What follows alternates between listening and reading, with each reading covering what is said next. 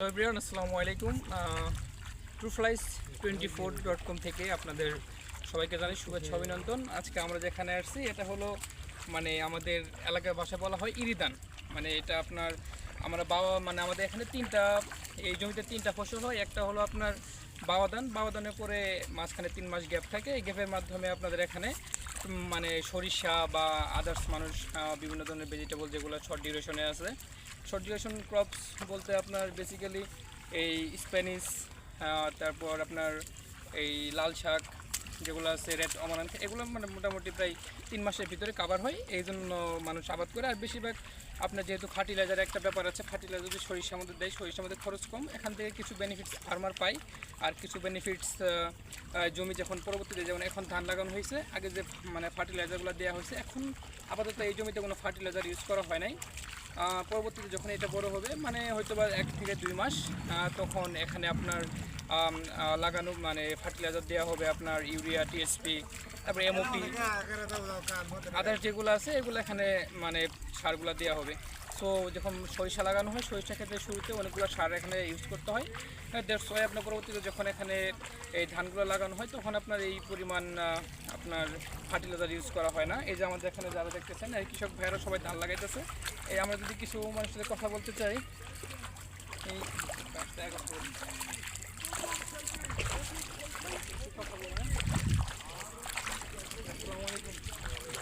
আমাদের পেজ থেকে আপনাদের আর কি এই ধান কীভাবে লাগাচ্ছেন, ধান সম্পর্কে যে মানুষ আমাদের যেখানে শহরের লোকজন আছে, তারা তো এই ধান কীভাবে লাগাতে হয় এটাও বোঝে না। যদি আপনার এই জ্বালা যদি হাতে ধরাইতে হয়, তারপর তো লাগাইতে পারে না। এই যে আপনারা এত সুন্দর করে ধান লাগাচ্ছেন, এই ধান লাগানোর মাধ্যমে হয়তো বা আপনারা একটা আয় করতে পারতেছেন, মানুষ বুঝতেছে। এই ধান লাগানো সম্পর্কে ধান লাগানোর প্রক্রিয়াটা কি, এটা একটু বলতে পারবেন? ধান কৃষি ফলন বাসভাবে মনে করেন, এই যে লাগাইতেছে ধান বুনছে, শস্য বোনার পরে যে ধান বুনতেছে, ধানের ফলন ভালো পা, এখানে ধান বোনা হয়েছে। এটা তো আদার্স কোনো কিছু নাই, যেমন লাগাচ্ছেন, এটা কি একটা করে লাগাতে হয়? যেমন এখানে দেখা যাচ্ছে যে চিকনটা দিতেছি 2টা, মোটা দিতেছি 1টা। এই একটা থেকে ভালো ফলনটা ভালো হয়। ফলন ভালো হবে, একটা থেকে ফলন ভালো হবে, 2টা থেকে 1টা থেকে ফলন বেশি হয়। আচ্ছা, আর এটা ডিস্টেন্সটা কি? আমরা যখন বইয়ে পড়ি, তখন তাদের 30 সেন্টিমিটার 25 স্পেস রাখা লাগে লাইন টু লাইন। এখানে লাগানোর সময় কি কোনো একটা এটা আর কি 7 ইঞ্চি ফাতে গুছা দেওয়া হইতেছে। 7 ইঞ্চি ফাতে আচ্ছা আচ্ছা আচ্ছা, 7 ইঞ্চি ফাতে গুছা দেওয়া হইতেছে। এটা সুবাইয়া মোটা হবো, এরকম মোটা হবো। আর ফার্টিলাইজার সম্পর্কে আপনার ধারণা আছে? কি কি সার ইউজ করতে হয়? গোবর সার দিলে আর কি বেশি ধান ভালো হয়। গোবর সার, মাটির সার, এই সার দিলে বেশি ধান হবো। আচ্ছা আচ্ছা আচ্ছা। আর বীজ দল লাগবো। বীজ সেটা দেওয়া হয় যখন এই ধানগুলো বড় হবে, তখন 3 দিন পরে বীজ দল লাগবো, ঘাস মারা বীজ দল লাগবো। ঘাস মারা বীজ 3 দিন পরে। 3 দিন পরে। ও আচ্ছা আচ্ছা আচ্ছা।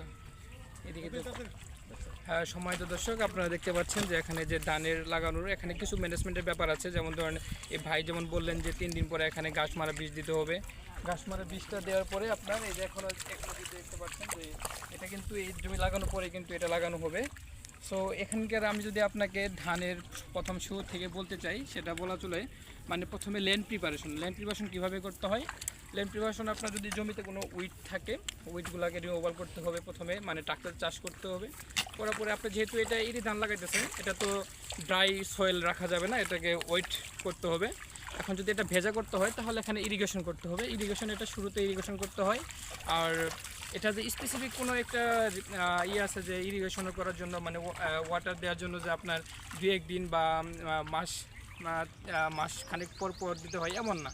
আপনার এটা জমির সয়েল টাইপের উপর নির্ভর করে। যদি সয়েল এটা আপনার ক্লে সয়েল হয়, ক্লে সয়েল সাধারণত খুব কম পরিমাণ পানি দেওয়া লাগে, কারণ একদিন পানি দিলে 2-3 দিন থাকে। আর যদি এটা আপনার স্যান্ডি বা লুমি সয়েল হয়, তাহলে সয়েলের ক্ষেত্রে আপনার পানিটা একটু বেশি দিতে হয়, হয়তো বা 1-2 দিন পর দিতে হয়। যেমন আপনাকে যে ভিডিওটা দেখালাম, যে ক্ষেত্রে দেখালাম, সেক্ষেত্রে কিন্তু আপনার পানিটা কিন্তু বেশিক্ষণ ধান ক্ষমতা থাকে না, কারণ সেটা হলো আপনার স্যান্ডি লুমি সয়েল। আর আপনি এই যেটা দেখতে পাচ্ছেন, এটা কিন্তু আপনার ক্লে সয়েল। এটা কিন্তু খুব কম পরিমাণ পানি এখানে যায়, হয়তো বা 2-3 দিন পর এখানে পানি দিতে হবে।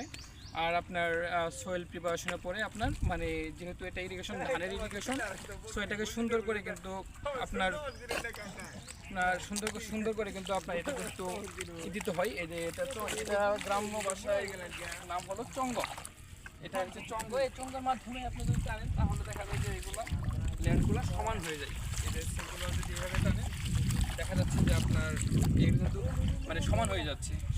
সমান হওয়ার একটা সুবিধা হলো আপনার পানি যখন আপনি ইরিগেশন দিবেন, ইরিগেশন দেওয়ার পরে আপনার এই যে আপনার এটা দেখতে পাচ্ছেন মানে সোয়েলটা দেখছেন পানিটা সমানভাবে আপনার সম্পূর্ণ খেতে চলে যাবে। যদি একটু উঁচা নিচা থাকে তাহলে কিন্তু এখানে হয় না। দেন আপনার যখন আপনি এটা সমান করবেন, সমান করার পরে আপনার দেখা যাচ্ছে যে এই যে আপনার মানে আমরা যখন এটা তো আপনার ট্রান্সপ্লান্টিং, এটা হলো মানে এটা ব্রডকাস্টিং না, ব্রডকাস্টিং মেথড হচ্ছে আপনার সরাসরি ড্রাই সয়েল বা আপনার মানে আমন ধান যখন চাষ করা হয় তখন আপনার এটা ব্রডকাস্টিং করে। ব্রডকাস্টিং মানে হলো আপনার যে ধানের যে বীজটা আছে এটা মানে আপনার এই যে ভেজা বা ড্রাই ইয়েতে ছড়িয়ে ছিটে দিলেই এখানে মানে ব্রডকাস্টিং করা যায়।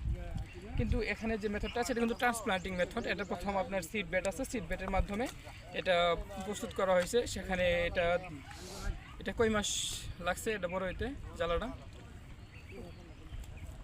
2 মাস, 1 মাস 22 দিন 20 দিন। ও 1 মাস 22 দিন বা 20 দিন। সেখানে একটা সিড বেডের মধ্যে এখানে আপনার কিন্তু এই সিড বেডে রাখা হয়েছিল। রাখার পরে যখন এটা একটু বড় হয়েছে তখন এটা ট্রান্সপ্লান্টিং করা হয়েছে। ট্রান্সপ্লান্টিং মেথডটা এটা ধানের ক্ষেত্রে সবচেয়ে জনপ্রিয় মেথড হচ্ছে ট্রান্সপ্লান্টিং মেথড। এই ট্রান্সপ্লান্টিং মেথডের মাধ্যমে মানে সহজেই মানে লাইন টু লাইন মানে স্পেস বা আপনার সুন্দর একটা যেটা বলা হয় গ্রোথ যেটা আছে গ্রোথটা ভালো হয়। আর আপনার যেটা ব্রডকাস্টিং করা হয় সেখানে কিন্তু আপনার মিক্সক্রপিং করা যায়, ধানের সাথে অনেকগুলো কিছু করা যায়। কিন্তু মানে সরিষা ধান প্লাস সরিষা মিক্সক্রপিং করা যায়। কিন্তু এখানে কিন্তু আপনি কোনো মিক্সক্রপিংয়ের ওইভাবে কোনো সুযোগ নেই। এটা সুন্দর করে আপনার এখানেই যেটা আছে এখানে কিন্তু আপনার সুন্দর করে মানে আবাদ করা হচ্ছে। আর দ্বিতীয় হলো উইট ম্যানেজমেন্টটা যেটা আছে, উইট ম্যানেজমেন্টটা এটা সচরাচর আপনার যেহেতু ভাইয়া বললো যে 3 দিনের মাথায় ঘাস মারা বীজ দিতে হবে, আর মেবি 1 থেকে 2 মাস, 1 মাস পর যখন এটা হবে তখন হালকা একটু মানে আপনার ফার্টিলাইজার দেওয়ার আগে তখন সুন্দর করে এই যে মানে গ্রাম্য ভাষায় যেটাকে বলা হয় হাতিয়ে দেয় আর কি, এরকম করে সুন্দর করে খালি গাছগুলো যে 2-1টা গাছ থাকলে 2-1টা ঘাস আপনাকে শুধু ফেলে দেয়। এটা আপনার পরবর্তী ভিডিও দেখানো হবে। আর দ্বিতীয়ত হলো যে আপনার এখানে আর ওইভাবে কোনো ফার্টিলাইজার যেমন একটু বড় হলে আমাদের দেশের সবচেয়ে জনপ্রিয় একটা ফার্টিলাইজার গুটি ইউরিয়া সারটা কিন্তু সবচেয়ে বেশি মানে যুগ উপযোগী, প্লাস আপনার এটা সহজে কিন্তু ফার্মার সময় কম লাগে। মানে এই যে আপনার এখানে যদি দেখাতে চাই আপনার এই যে ধান গাছটা আছে, এই ধান গাছটা যখন বড় হবে তখন আপনার এই ধান গাছের গোড়ায় এই গুটি ইউরিয়াটা মানে পৌঁছে দেওয়া হয়। আর আপনার আদার্স কোনো ওইভাবে মানে ধান চাষের ক্ষেত্রে যে কোনো একটা আপনার আছে যে মানে আদার্স যে কোনো বে আছে এরকম না, শুধু ফার্টিলাইজার ইউজ করতে হয়। আর মোটামুটি আমাদের দেশের প্রেক্ষাপট অনুযায়ী এটা লাভজনক মানে ব্যবসা, যেহেতু ধান আমাদের প্রধান খাদ্য। সো ধানের যে আপনার চাষবাদ আছে এটা কৃষক মানে সচরাচর বাংলাদেশের যে ধরনের আপনার সমতল ভূমি আছে সব জায়গায় আপনার এই ধান চাষটা সবচেয়ে বেশি উপযোগী। আর এটা ইন দিস রিজিয়ন মানে আমাদের এই যে আমাদের যে শেরপুর ডিস্ট্রিক্ট বা জামালপুর ডিস্ট্রিক্ট এইদিকে মোটামুটি আপনার ধান চাষ অনেক বেশি তুলনামূলকভাবে। যেমন আমাদের শেরপুর জেলা কিসের জন্য বিখ্যাত? যদি আমাদের শেরপুর জেলাকে আপনি বলা হয় তাহলে আমাদের শেরপুর জেলা কিন্তু তুলসীমালার চাল মানে তুলসীমালা ধান, এই ধানের জন্য কিন্তু আমার শেরপুর জেলা বিখ্যাত। এটা হয়তো বা আদার্স আমাদের দেশের যে অন্যান্য ডিস্ট্রিক্ট আছে সেখানে কিন্তু খুব কম পরিমাণ আবাদ হয়, কিন্তু আমাদের শেরপুর জেলা কিন্তু তুলসীমালার চালটা সবচেয়ে বেশি আবাদ করা হয়। সো তুলসীমালার চালটা আমাদের শেরপুর জেলার জন্য বিখ্যাত। তো এরকমভাবে ধানের যে প্রচেষ্টা আছে এটা আমি আপনাকে দেখালাম যে এখন ভেড়া লাগাচ্ছে, অনেক সুন্দর করে লাগাচ্ছে, ওনাকে একটু কথাবার্তা বললাম। ধন্যবাদ। আমরা হয়তো বা পরবর্তী এপিসোডে আপনারা দেখতে পারবেন যে মানে ধান যখন বড় হবে তখন হয়তো বা বিষ প্রয়োগ বা ফার্টিলাইজার এমন একটা এপিসোড আমরা আপনাকে ইনশাল্লাহ দেখাবো। ধন্যবাদ আমার সাথে থাকার জন্য। আপনাদের সবাইকে জানাই ধন্যবাদ। আসসালামু আলাইকুম।